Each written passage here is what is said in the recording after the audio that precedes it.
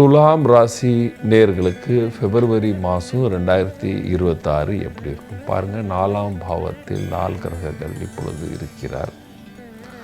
அது கொஞ்ச நாள் பொறுத்து 5ஆம் பாவத்துக்கு போகும். 6ஆம் பாவத்தில் சனி பகவான். 6ஆம் பாவத்தில் சனி இருந்தால் தொழிலில் நல்ல வெற்றி காண்பீர்கள், விரோதிகள் குறைவார்கள். 4ஆம் பாவத்தில் கிரக சேர்க்கை கோபத்தை உண்டாகும், பார்ட்னர்னால் மன கஷ்டம் இருக்கும், மனைவியுடன் விவாதம் இருக்கும், தொழிலில் தேவையில்லாத ஏதாவது பேசி கொண்டு வேலையில் மாட்டிக்கொள்வோம்.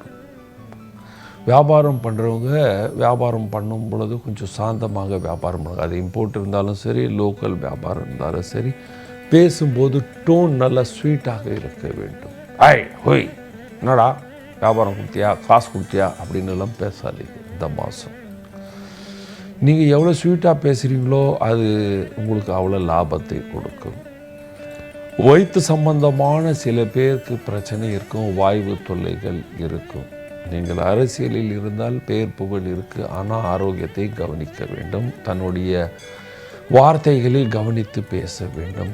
கலைஞர்களுக்கும் தன்னுடைய தொழில் ஸ்தானத்தில் தேவையில்லாத ஏதாவது பேசி மாட்டிக்கொள்ளாதீர்கள், அல்லது பணம் மாட்டிக்கொள்ளும்.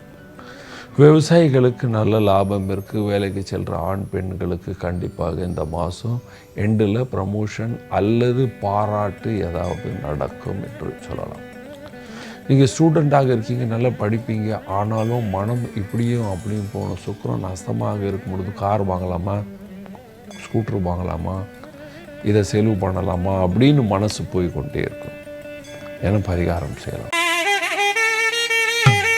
பரிகாரம் வீட்டில் இருக்கிறவங்களுக்கும் வயதானவர்களுக்கும் எல்லோருக்கும் ஒரே பரிகாரம்.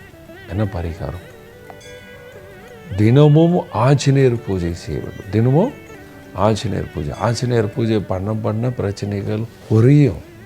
அதுக்கப்புறம் வெள்ளிக்கிழமை துர்கை ஆலயம் சென்று அங்கு ஒரு தீபம் ஏற்றி செவப்பு மலர் வைத்து ஓம் தும் துர்காய நம, ஓம் தும் துர்காய நம, ஓம் தும் துர்காய நம மந்திரத்தை ஜபிச்சு கொண்டு வந்தால் உங்களுக்கு இருக்கின்ற சகல பிரச்சனைகள் குறைஞ்சி நீங்கள் எல்லோரும் சந்தோஷமாக சுகமாக வாழ்வீர்கள். நன்றி, வணக்கம்.